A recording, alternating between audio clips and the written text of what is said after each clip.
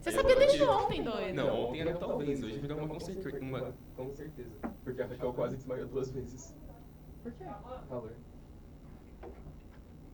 Eu já quase desmaiei 2 vezes também, mas é porque eu tava fazendo esforço físico. Foi assim que eu parei de fazer atividade física. Mas foi hoje? Não, foi em 2022. Não, em 2021. Não posso ganhar hoje. Esse programa tá uma bagunça. Desde a concepção da edição da passagem.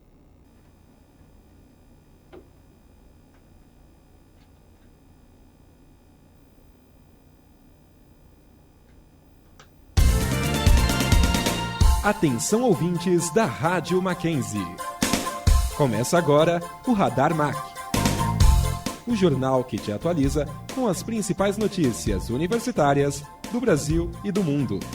Uma produção dos Mackenzistas, em parceria com o Núcleo de Produção e Desenvolvimento Acadêmico da Universidade Presbiteriana Mackenzie.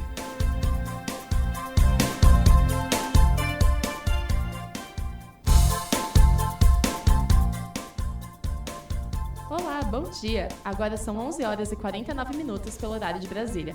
Eu sou a Letícia Juang e quem apresenta o programa de hoje comigo é o Guilherme Rodrigues. Olá, Guilherme! É muito bom te ter nesse retorno do Radar.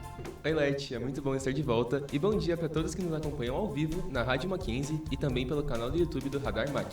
Hoje é quarta-feira, dia 28 de fevereiro de 2024. Sejam bem-vindos a mais uma edição do Radar Mac. Vamos para alguns destaques dessa edição.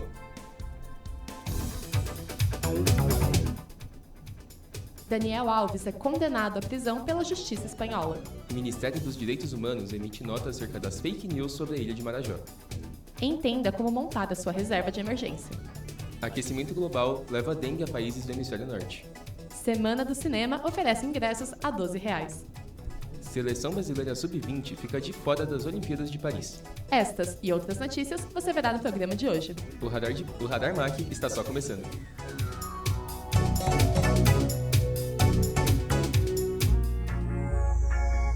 Em 2023, cerca de 6 milhões de brasileiros foram afetados pelas chuvas e secas. O excesso de chuvas no sul do Brasil também atingiu as safras. O fenômeno meteorológico El Niño, registrado este ano, traz naturalmente mais chuvas, mas os especialistas apontam que os desastres ambientais já são o resultado da emergência climática. Mais informações com o repórter especial Renan Campos. Os países da ONU prometeram no Acordo de Paris, em 2015, reduzir de forma significativa as emissões de gás carbônico para evitar os efeitos dramáticos do superaquecimento do planeta. A temperatura da Terra aumentou em 1 grau desde que começaram as medições e a meta da ONU é impedir que o aumento da temperatura chegue a 1,5 graus nas próximas décadas.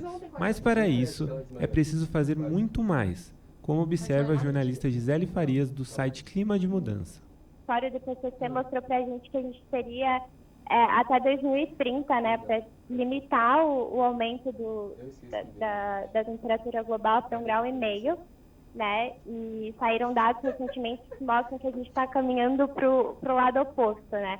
Então, acho que ainda precisa ter um esforço muito grande da população de cobrar, né, governadores, de cobrar todas as pessoas, enfim, cobrar aqui na cidade do estado de São Paulo, né, mas também cobrar o presidente Lula, né, para que a gente pare de usar petróleo, enfim. Segundo cientistas da União Europeia, 2023 deverá ser o ano mais quente em 125 mil anos. Os exemplos estão por todos os lados do planeta. Ondas de calor na América do Sul, incêndios florestais no Canadá e inundações na Líbia com milhares de mortes. No Brasil, temos visto seca no norte e inundações no sul e sudeste. A Gisele observa que o país precisa reduzir o desmatamento, principalmente na Amazônia, para equilibrar o clima e evitar desastres ambientais ainda maiores. Há muitas essas dificuldades, né, até no governo atual, de ter que tá bom, peraí, a economia é importante, mas a gente precisa ter um futuro, a gente precisa garantir, né, a vida das pessoas, a gente precisa garantir a proteção ambiental e garantir que a gente vai ter um futuro, né? Senão, acho que não vale de nada. Então, eu acho que as características próprias do Brasil são essas e os desafios que a gente enfrenta são muito maiores por conta também das desigualdades sociais. A jornalista Gisele Farias, do site Clima de Mudança, observa que as secas e incêndios na Amazônia e a situação dos rios Negro e Solimões são problemas que não afetam a todos de imediato.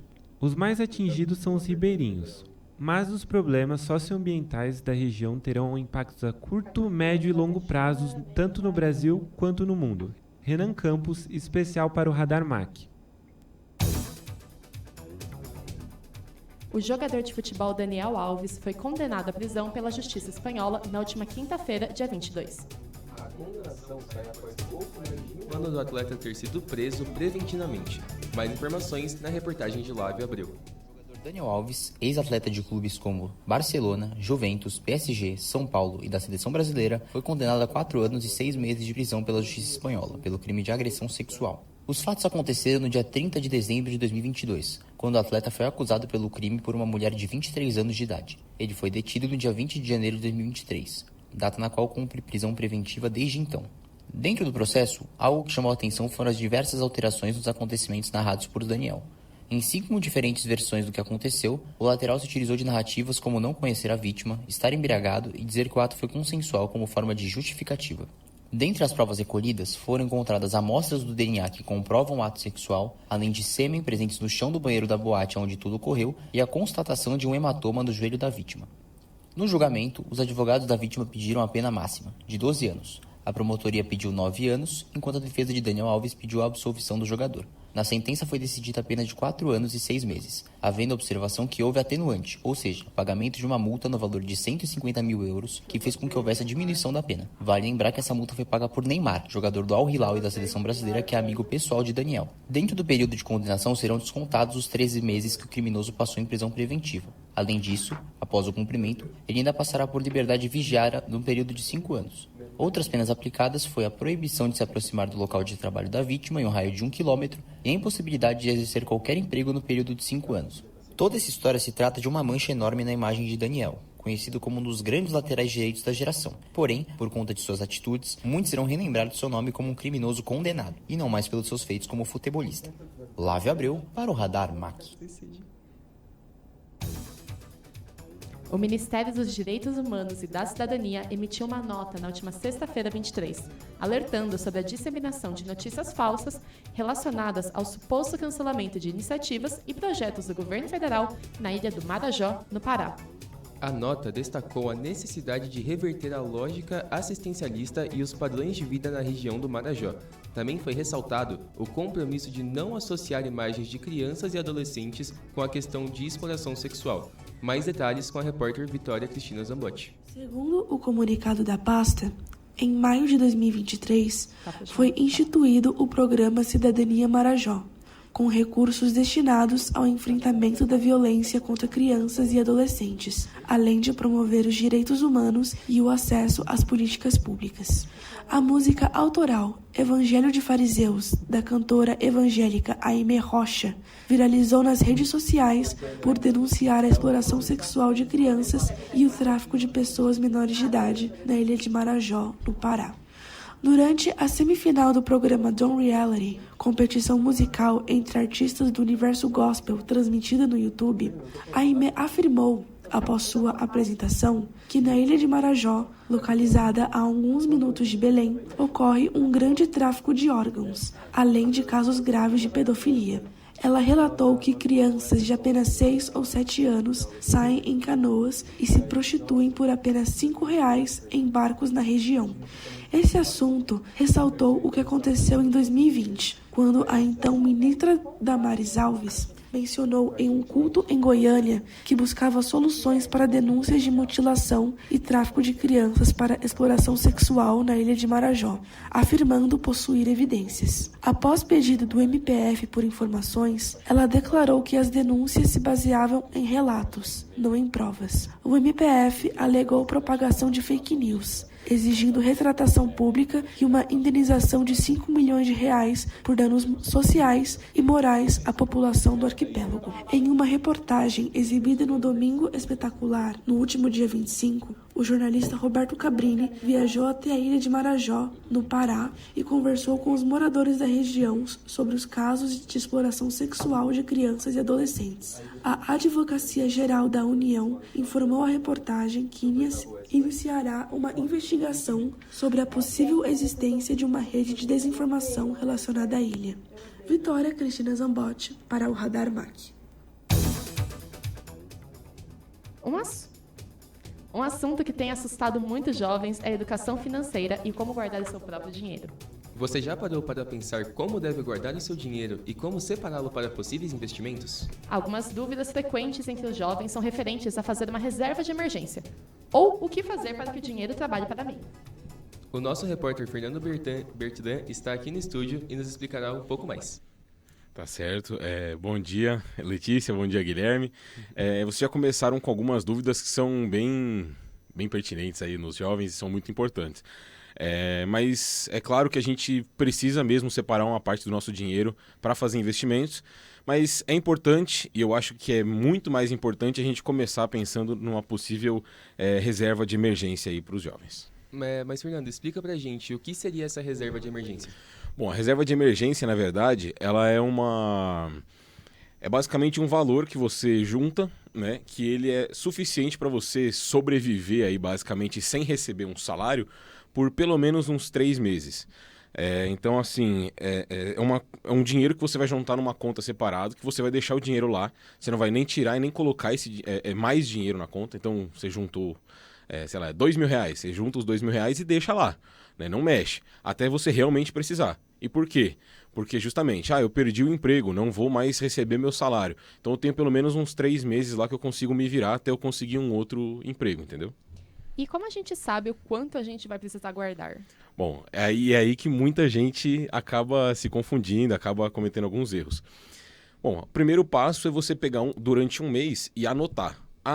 Esse mês eu gastei R$200 de mercado. Esse mês eu gastei tanto. Isso para serviços essenciais, digamos assim, né? Para tudo aquilo que você realmente precisa gastar durante o mês para sobreviver. E aí eu até anotei algumas coisas aqui, né? Alimentação, transporte, contas, eventualmente a mensalidade da faculdade, se você paga a mensalidade da sua faculdade, contas de casa, IPVA, IPTU, né, que não é exatamente mensal, mas enfim. Internet, celular, né, hoje em dia não dá para ficar sem. Exato, internet. Então, contas que você realmente precisa pagar, né? E aí, eventualmente, sei lá, você está falando no começo do ano, que aí tem outras contas mais importantes e tal, você precisa juntar esse dinheiro. Aí eu até coloquei assim, por exemplo, se você está trabalhando, VR, por exemplo, você recebe o VR, mas nem sempre o seu VR cobre todo o custo da sua alimentação do mês. Então você já coloca lá, então além do VR eu gasto mais R$50 mensais, né? Enfim, todos esses gastos você vai somar. E eu até coloquei um exemplo aqui, né? Vamos dizer que você gaste aí R$500 por mês, né? Então o interessante é você montar uma reserva de emergência de R$1.500. Pelo menos, exato. Bom, bem lembrado, pelo menos R$1.500. Porque eu prefiro, na verdade, guardar 4, 5 meses. Então você vai aumentando essa quantia de acordo com aquilo que você recebe no mês. E aí, é claro, você não precisa pegar R$1.500. Eu tenho R$2.000 na conta, eu vou pegar os R$1.500 e vou largar lá e aí eu me viro no resto do mês. Não, você pode pegar, sei lá, cada mês você vai juntando R$200, coloca aqui, coloca um pouquinho. Cada mês você vai juntando até você realmente conseguir montar a sua reserva. Assim que atingiu esse valor, você não mexe mais. Você deixa ele lá até você realmente precisar. E o que eu faço com o resto do dinheiro? Bom, e aí que entra a questão aí dos investimentos. Com o resto do seu dinheiro, você vai fazer uma separação, né? Você vai fazer uma divisão do seu dinheiro.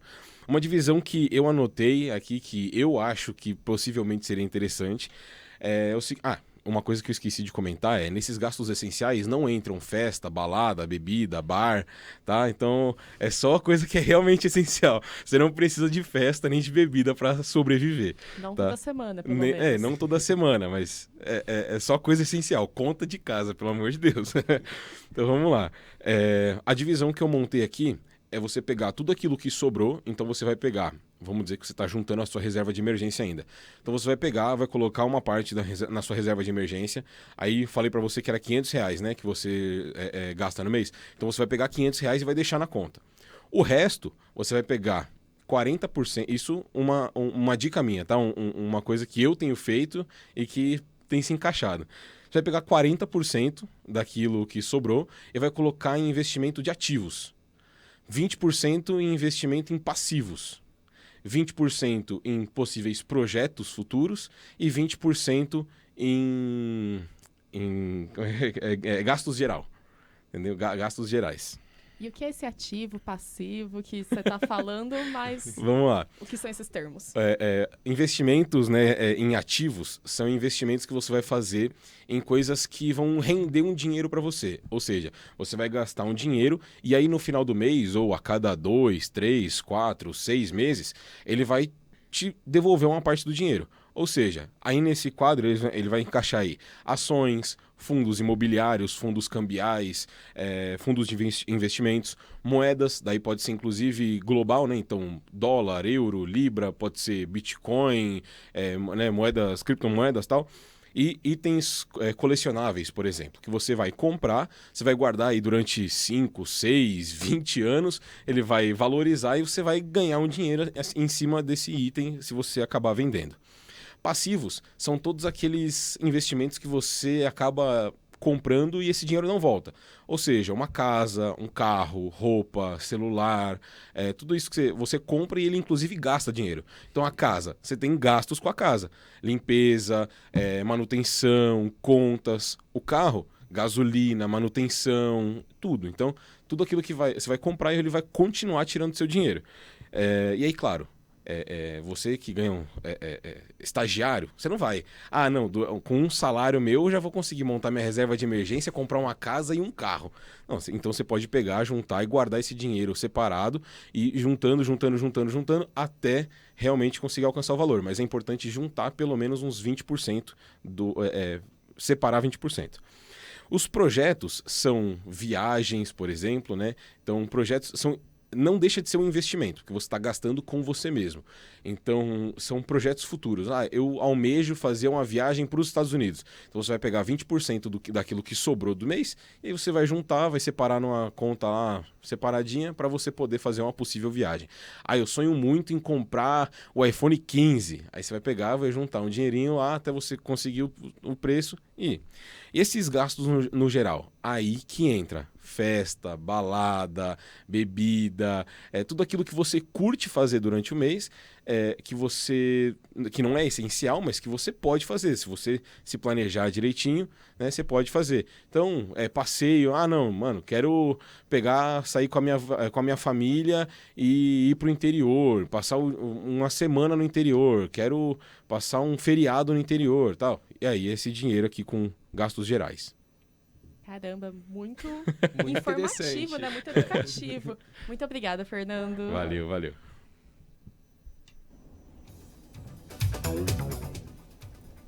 E, no coração das festividades do Super Bowl, um evento marcado por emoção e celebração do esporte americano foi abruptamente transformado em cenas de caos e medo, devido a um tiroteio que ocorreu graças a uma briga de adolescentes. Este incidente não apenas chocou os Estados Unidos, mas também projetou dúvidas sobre a segurança do país para eventos de grande porte, em especial a Copa do Mundo da FIFA de 2026. Com os Estados Unidos, juntamente com o Canadá e o México, preparando-se para sediar um dos maiores eventos esportivos globais em 2026, o tiroteio no Super Bowl acende um debate sobre a capacidade de garantir um ambiente seguro para jogadores, funcionários e torcedores internacionais. Quem nos conta mais sobre isso é a repórter Ana Carolina Maciel. Uma pessoa morreu e outras 22 ficaram feridas após um tiroteio na comemoração do título do Super Bowl, a final da Liga de Futebol Americana dos Estados Unidos, lançando mais uma sombra sobre a segurança pública do país norte-americano. O episódio não apenas chocou a nação, mas também levantou questões preocupantes sobre a capacidade dos Estados Unidos de garantir a segurança durante eventos de grande escala, como a próxima Copa do Mundo da FIFA de 2026. O incidente ocorreu em um momento de desentendimento entre adolescentes. As autoridades afirmaram que, inicialmente, detiveram 3 jovens, mas libertaram um deles depois de determinar que a pessoa não estava envolvida. Entretanto, as repercussões do tiroteio vão muito além do evento em si. Com os Estados Unidos se preparando para sediar uma parte significativa dos Jogos da Copa do Mundo de 2026, em conjunto com o Canadá e o México, surgem dúvidas sérias sobre a segurança dos participantes e visitantes internacionais. Especialistas em segurança e organização de eventos esportivos estão reavaliando as estratégias de segurança. As autoridades americanas estão sob pressão para revisar e fortalecer suas políticas e procedimentos. Isso inclui o aumento da vigilância, aprimoramento da coordenação entre as agências de segurança local, estadual e federal, e o envolvimento de especialistas em segurança internacional para abordar potenciais ameaças de forma proativa. Além dos desafios de segurança, o tiroteio também acendeu um debate sobre a cultura de armas nos Estados Unidos e como isso impacta a percepção internacional do país como um destino seguro para eventos globais. A necessidade de equilibrar os direitos individuais com a segurança coletiva está no centro das discussões, com muitos pedindo reformas significativas na legislação sobre armas. Ana Carolina Maciel, para o Radar MAC. Segundo estudos, o aquecimento global está levando a dengue a países do hemisfério norte, como Estados Unidos e Europa. Primo do Aedes aegypti, o Aedes albopicus está espalhando dengue, zika e chikungunya por regiões de clima mais ameno e causa preocupação. Quem nos conta mais é o repórter Cristian de Azevedo. Global é uma dura realidade para o planeta Terra, que cada vez está mais quente. Por mais que o negacionismo ainda seja recorrente, incluindo por parte de figuras de alta visibilidade e autoridade, como políticos, o aquecimento global está cada vez mais à tona, gerando debates. Esse aquecimento, além de gerar temperaturas extremas e inusuais, gerando mortes de pessoas, também transforma drasticamente ecossistemas. Um desses efeitos é a dengue, uma doença tropical que está afetando populações que vivem bem acima da linha do Equador. O Aedes aegypti, velho conhecido nos países tropicais, como no Brasil, transmite dengue, zika e chikungunya. Agora, um primo dele, o Aedes albopictus, que espalha as mesmas doenças, também virou um motivo de preocupação em regiões de clima mais ameno. No ano passado, países como França, Itália e Espanha registraram 128 casos de dengue desse tipo. Há 10 anos, foram apenas 4 e só na França. São números pequenos se comparados aos do Brasil, que nas primeiras 4 semanas do ano já registrou mais de 243 mil casos, o triplo do ano passado no mesmo período. O aumento de casos na Europa, nos Estados Unidos e até nos países de clima mais frio do hemisfério norte intriga os cientistas. Como um mosquito que gosta de calor se adaptou também em países de clima frio, quem pesquisa mosquitos explica que a temperatura tem mesmo influência direta no ciclo de desenvolvimento deles. Com os termômetros a 25 graus, um ovo leva, em média, 2 semanas para se transformar em mosquitos adultos. Testes feitos em laboratório mostram que esse tempo cai pela metade quando os termômetros sobem para 28 graus, o que aumenta em muito a quantidade de mosquitos em circulação e as picadas. A bióloga Tamara Lima Câmara explica que, aqui no Brasil, a situação tem sido agravada pelo forte calor e as chuvas de verão, que formam poças d'água, um ambiente perfeito para o Aedes aegypti se reproduzir. O aumento da temperatura favorece a proliferação dos mosquitos. Quanto maior a proliferação de mosquito, maior a quantidade de mosquito, maior chance de transmissão de doenças associadas a ele, afirma a professora da Faculdade de Saúde Pública da USP, Tamara Lima Câmara. Tristan de Azevedo para o Radar MAC. Radar MAC. E a inteligência artificial é a capacidade de uma máquina É a capacidade que uma máquina possui e cria soluções semelhantes às de um ser humano. As atividades são produzidas de forma automática, porém, com detalhes que se aproximam aos de uma realização humana. Esse recurso tecnológico já é utilizado em todas as áreas de produção e conhecimento, inclusive na 7ª arte. Quem nos conta mais sobre isso é a repórter especial Fernanda Stadiotti. Engana-se quem pensa que a inteligência artificial atuará apenas nos processos produtivos. A nova tecnologia pode entrar em todas as áreas e até fazer arte. Não seria diferente no cinema, onde o uso da inteligência artificial já é uma realidade, como nos conta o diretor e produtor de cinema, Plínio Scambora. A gente acaba fazendo já a utilização de inteligência artificial em vários aspectos dentro do nosso trabalho, seja no processo de edição, seja no processo de decupagem mesmo de material, seja no processo de pesquisa. Eu utilizo muito a inteligência artificial para pesquisa, principalmente na ajuda da criação dos roteiros. O produtor diz que as mudanças tecnológicas são inevitáveis. Não há como barrar o avanço da tecnologia. Eu vejo como algo natural no mundo do cinema, já vem sendo aplicado já há algum tempo e acredito que é algo meio imutável. A gente não tem como frear essa influência da inteligência artificial. Na verdade, o que eu acredito piamente é que a gente precisa se adaptar e extrair o que de melhor a inteligência artificial possa trazer para a gente poder contar essas histórias. Scambora afirma que o aumento do uso da inteligência artificial resultará em desemprego. As funções serão cada vez mais automatizadas e algumas delas serão, aos poucos, dispensadas.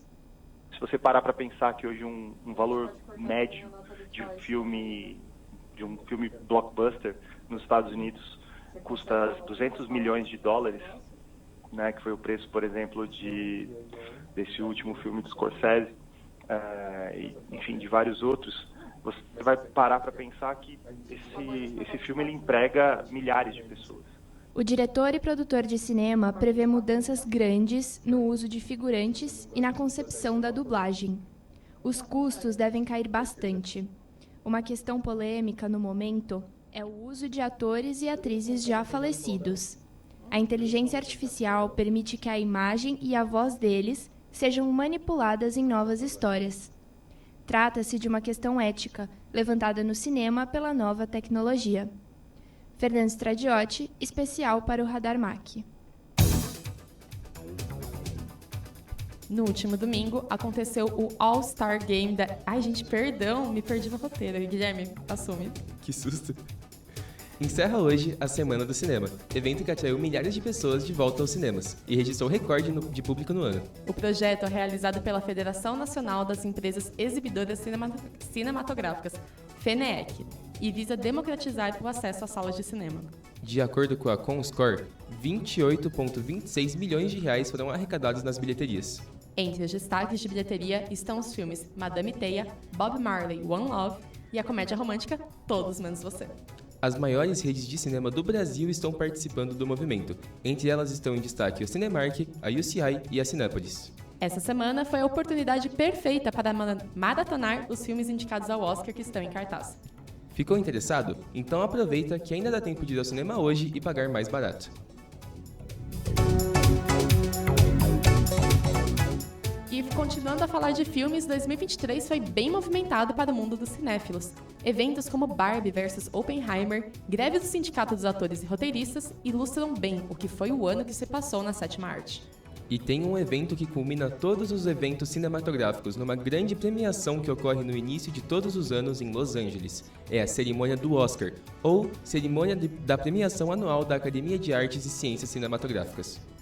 A reportagem de Alan Batista vai fazer uma geralzona sobre os principais indicados do ano e alguns favoritos. Dia 23 de janeiro, a Academia de Artes e Ciências Cinematográficas, ou Oscar, divulgou a aguardada lista dos indicados deste ano. A lista contempla os filmes que foram exibidos em 2023. A edição já possui alguns recordes históricos. É a primeira vez em 96 anos que 3 longas entre os indicados a melhor filme foram dirigidos por mulheres. Anatomia de uma Queda, dirigido por Justine Triet, Barbie, dirigido por Greta Gerwig, e Vidas Passadas, de Celine Song. Também é a primeira vez que uma atriz indígena nativo-americana é indicada na categoria de melhor atriz, Lily Gladstone, por Assassino da Lua das Flores. O restante dos indicados na categoria melhor filme são American Fiction, Assassino da Lua das Flores, de Martin Scorsese, Maestro, dirigido por Bradley Cooper, Oppenheimer, de Christopher Nolan, Pobres Criaturas, dirigido por Yorgos Lanthimos, Os Rejeitados e o filme inglês Zona de Interesse. Os longas mais indicados foram Oppenheimer, com 3 indicações, sendo o favorito nas categorias principais, Pobres Criaturas, 11 indicações, Assassino da Lua das Flores, 11 indicações e Barbie, com 8 indicações. Durante o final e início de todos os anos ocorrem diversos festivais de sindicatos e críticos. São premiações assim como o Oscar, porém voltadas para categorias técnicas específicas. No último sábado, por exemplo, ocorreu a premiação do SAG Awards, do Sindicato dos Atores. Oppenheimer levou a categoria principal da noite, melhor elenco, o que é um ótimo termômetro para saber se um filme vai levar na categoria máxima do Oscar. Emma Stone parecia ser a favorita para levar na categoria melhor atriz por Pobres Criaturas, pois angariou vitórias no Globo de Ouro, BAFTA, que é considerado o Oscar britânico, e o Critics' Choice Awards, a bancada dos críticos. Porém, Lily Gladstone levou na categoria Melhor Atriz durante o SAG Awards, que aconteceu no sábado, apontando uma possível vitória no Oscar. Os filmes mais indicados nas categorias principais ainda estão em cartaz no cinema. Até 10 de março dá tempo de dar uma maratonadinha. E aí, quais serão as suas apostas? Alan Batista para o Radar Mac. E o maior reality show do Brasil voltou neste ano em sua 24ª edição. Os 26 participantes entraram na casa mais vigiada do Brasil em 29 de janeiro de 2024. Desde então, 10 brothers já foram eliminados nos paredões. O primeiro eliminado foi o cozinheiro Maicon, e ontem o cantor Rodriguinho deixou a casa com mais de 78% dos votos. Além disso, a influenciadora Vanessa Lopes desistiu do programa no dia 19 de fevereiro, após pouco mais de 20 dias na casa. Atualmente, o anjo é Michel e a líder é Beatriz, mas tudo muda a partir de amanhã com a nova prova do líder. O famoso produtor musical Lee Ho-young, conhecido como Chisandong Tiger, morreu aos 40 anos em Seul na última sexta-feira, dia 23. As causas não foram divulgadas. Chisandong Tiger ficou conhecido por compor várias músicas de K-pop que fizeram sucesso nas paradas musicais e eram dos mais requisitados pelas empresas. Quem traz mais informações é a repórter Marina Fernandes. O fascínio de Chisandong Tiger pela música começou muito cedo, quando ainda estava no ensino fundamental, chegando até fazer um teste para ser cantor na empresa JYP Entertainment, mas infelizmente foi rejeitado pela mesma. Porém, isso não o fez desistir de seguir sua carreira na indústria e aos 19 anos começou a ser produtor e compositor, onde posteriormente começou a ter muito destaque por criar músicas que não saem da cabeça do público. Música energética, beats eletrônicos de house, autotune e refrões em inglês descrevem como seu trabalho ficou conhecido e que acabou se popularizando nas músicas atuais. Se você curte a música pop coreana desde a segunda geração ou conhece vagamente grupos atuais da quarta geração, provavelmente você já escutou alguma música que ele produziu. Sua trajetória passa pela década de 2010, onde foi responsável por criar músicas para grupos e solistas muito famosos da época, como 4Minute, Beast, Hyuna e B2B, e até trabalhos recentes, quando fundou sua própria agência, onde chegou a gerenciar o grupo Xit e o mais recente projeto, o girl group Tribe. Durante sua carreira, Tiger já ganhou prêmios muito importantes, como o de Compositor do Ano no Melon Music Award de 2013, e sempre será lembrado como gênio de vários sucessos. Marina Fernandes para o Radar Mac.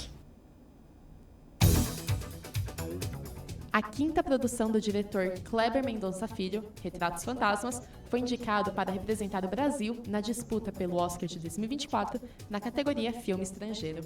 Essa é a segunda vez que um documentário brasileiro é selecionado pela Comissão da Academia de Artes e Ciências Cinematográficas. Retratos Fantasmas, uma obra regional, concorreu com outros 28 títulos. A reportagem especial é de Meg Lopes. O longa Retratos Fantasmas começa pelo apartamento onde Kleber viveu durante 40 anos, no bairro de Setúbal, em Recife. A narrativa mergulha nas recordações do cineasta e na relação das salas de cinema com a história da cidade. Para o professor de cinema Maurício Gonçalves, a obra faz uma recuperação histórica do cinema. Porque o filme do Kleber Mendonça, eu tenho certeza que é um dos melhores feitos no ano de 2023, lançados no ano de 2023. Ele é muito interessante. É impressionante, porque ele trabalha a história do cinema, da sala de cinema no Recife, mas ao mesmo tempo ele está trabalhando a inserção do cinema no Brasil, a constituição das relações entre cinema e público. Ele faz uma trajetória histórica, mas faz uma trajetória afetiva. No filme, Kleber Mendonça também expressa uma inquietação com a descaracterização do centro de Recife, promovida pela especulação imobiliária, que transformou grandes salas de cinema e igrejas e as ruas em longas fileiras de farmácias. A narrativa regional irá representar o Brasil no Oscar com a ideia de que o cinema está em todas as partes. O professor Maurício expressa ressalvas com a premiação. Acho que a primeira coisa que a gente tem que pensar é o que é e o que não é o Oscar. Começar pelo que ele não é. Ele não é um termômetro, uma bússola um indicador de qualidade audiovisual, qualidade cinematográfica. Não. E o que ele é? Ele é um elemento constitutivo da indústria cinematográfica estadunidense / hollywoodiana. O diretor Kleber Mendonça acredita que somar novas formas de ver um filme não significa cortar as salas de cinema e ir direto para o streaming ou a TV aberta. Ele gosta de pensar em suas produções como possibilidades para extrapolar tentativas de colocá-las em caixinhas da indústria cinematográfica. Meg Lopes, especial para o Radar MAC. E no último domingo aconteceu o All-Star Game da NBA e, seguindo a linha dos últimos anos, o evento recebeu diversas críticas. Apesar de voltar com o formato leste contra oeste, o jogo ficou marcado por jogadores sem vontade e com medo de se machucar. E você fez uma reportagem sobre isso, né, Guilherme? Fiz sim, e você vai ouvir mais informações sobre ela agora. O All-Star Weekend da NBA sempre foi um dos eventos mais aguardados da temporada. Desde o torneio de habilidades até o jogo em si, tudo era um grande espetáculo e prazeroso para os espectadores, mas nada disso se aplicou ao jogo no último domingo. Apesar do placar ridículo de 211 a 186, o jogo foi extremamente monótono e previsível, com jogadores que não aparentavam estar interessados no jogo e apenas ficaram tentando acertar bolas de três aleatórias e evitar lesões o máximo possível. O jornalista Brad Botkin, da CBS, chegou a afirmar que o jogo foi inassistível e que se não fosse o trabalho dele, ele provavelmente teria trocado de canal nos primeiros 5 minutos. O que salvou o fim de semana das estrelas foi a brilhante disputa de Stephen Curry contra Sabrina Ionescu, que trouxe novos ares necessários para o evento. Muitos acreditaram que a volta do formato leste contra oeste poderia acrescentar uma certa rivalidade e competitividade no jogo, mas não foi o que aconteceu. Depois da decepção, grande parte da imprensa internacional começou a especular o que poderia trazer o brilho de volta para o All-Star Game. Para Joe Vardon, escritor sênior da The Athletic, a NBA deveria combinar o All-Star Game e o In-Season Tournament e colocar o jogo das estrelas entre as semifinais do torneio, para aumentar a audiência. Já para Mike Vorkunov, colunista do Los Angeles Times, a NBA deveria esquecer o jogo e fazer os All-Stars escolherem uma das competições do fim de semana para participar, seja o torneio de habilidades, o torneio de 3 pontos ou o torneio de enterradas. Já os espectadores acreditam que a solução é simples, oferecer uma premiação grande em dinheiro para todos os atletas do time vencedor. Agora resta Adam Silver, comissário da NBA, aceitar as críticas e tentar melhorar o evento para a próxima temporada. Guilherme Rodrigues, para o Radar MAC. A brasileira de futebol masculino está fora dos Jogos Olímpicos de Paris, que acontecerá esse ano, agora em 2024, após a derrota para a Argentina. Mais informações sobre os próximos passos da seleção com a nossa repórter Ana Letícia Fernandes. No domingo, dia 11 de fevereiro de 2024, a seleção pré-olímpica perdeu em um clássico contra a seleção da Argentina. Os dois times dependiam desse resultado para poder participar ou não dos Jogos Olímpicos. Para o time argentino, só a vitória importava. Já para o Brasil, a vitória garantiria a classificação direta. O empate não daria certeza da classificação. O atual campeão olímpico perdeu a possibilidade de ser tricampeão após a derrota por 1-0, o que deixou nossa seleção na terceira colocação da tabela, sendo que somente as duas primeiras seleções se classificam para os Jogos em Paris. Domingo de Carnaval, queria falar de avenida, de escola de samba, falar do meu salgueiro, sorrir muito, mas o futebol brasileiro masculino está fora dos Jogos Olímpicos de Paris. Completa apenas um pacote da pior fase da história do futebol brasileiro, diz Galvão Bueno em um depoimento sobre a eliminação, fazendo críticas à CBF e à fase que o Brasil vem vivendo no futebol. Nas últimas 3 edições, o Brasil foi finalista, o que resultou em 2 medalhas de ouro em 2016 e em 2021 e uma medalha de prata em 2012. A última vez que a seleção ficou fora de uma Olimpíada foi na edição de Atenas 2004, há 20 anos. Acho que a tristeza, mas da minha parte, principalmente vergonha. Seleção do tamanho do Brasil não pode ficar de fora das Olimpíadas. Tristeza, mas um pouco de vergonha. Pouco não, muita vergonha, diz John Kennedy, atacante do Fluminense, na entrevista após a derrota. Ana Letícia Fernandes, para o Radar MAC.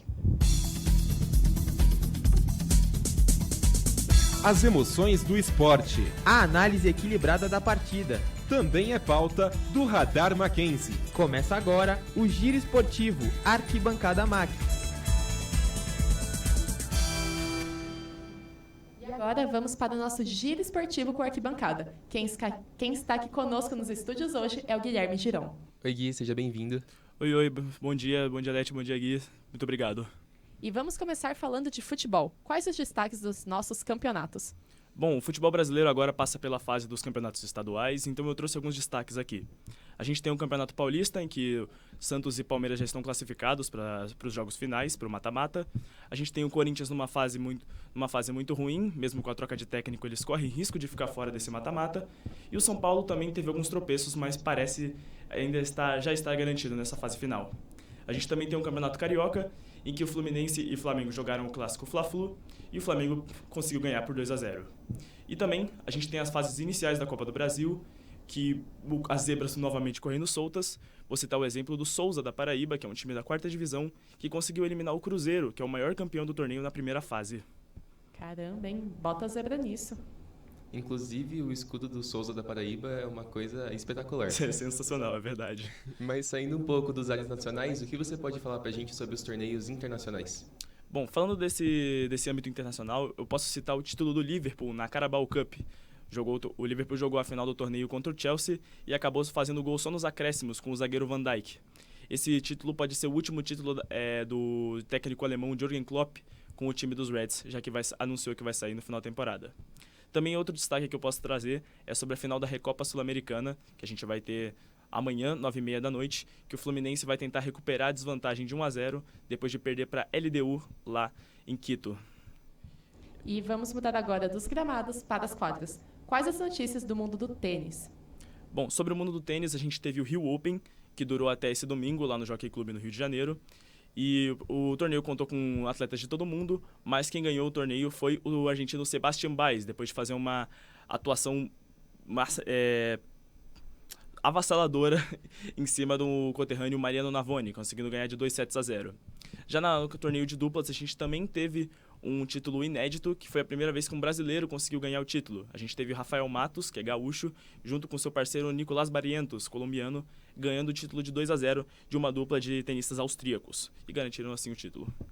É muito legal quando a gente vê alguém que nunca ganhou conseguindo chegar no topo do pódio, Exatamente. Ainda mais quando é um brasileiro. Exatamente. Mas sobre o mundo da luta, quais são os destaques? Bom, a gente teve nesse sábado o Fight Music Show, que aconteceu agora em São Paulo, um evento que contou com vários combates também, por exemplo, luta entre MC Gui e Nego do Borel, mas claramente o destaque foi para a luta do Arcelino Popó Freitas, que é o tetracampeão mundial de boxe, contra o ex-BBB Kleber Bambam. A gente teve essa luta aguardada por vários meses e a luta acabou durando alguns segundos. No caso, 36 segundos foi o tempo necessário para que o Popó conseguisse derrubar o Bambam e assim acabasse com a luta. 36 segundos. Ele fez história. Fez história. 36 segundos. Chocou o mundo. Bom, e para finalizar, temos alguma notícia sobre os atletas da nossa seleção?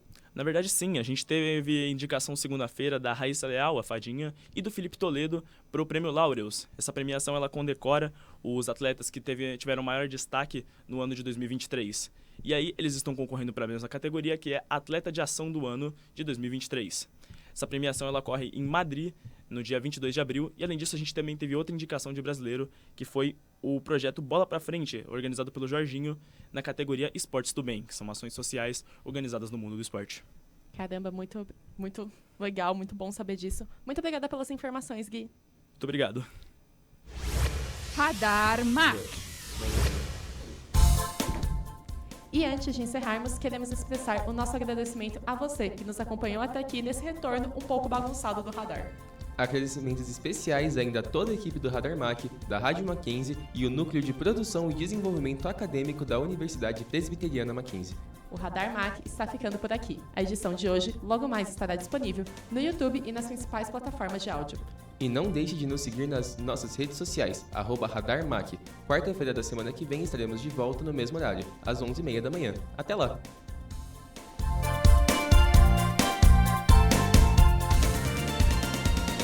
O Radar MAC é uma produção dos maquinzistas em parceria com o Núcleo de Produção e Desenvolvimento Acadêmico da Universidade Presbiteriana Mackenzie. Produção executiva Rádio Web, Doni Paruti. Sonoplastia, Tiago Henrique. Direção de imagens, Reginaldo Marques. Supervisão da professora, Márcia Detone. Radar MAC, as notícias do Mackenzie, do Brasil e do mundo, aqui na Rádio Mackenzie.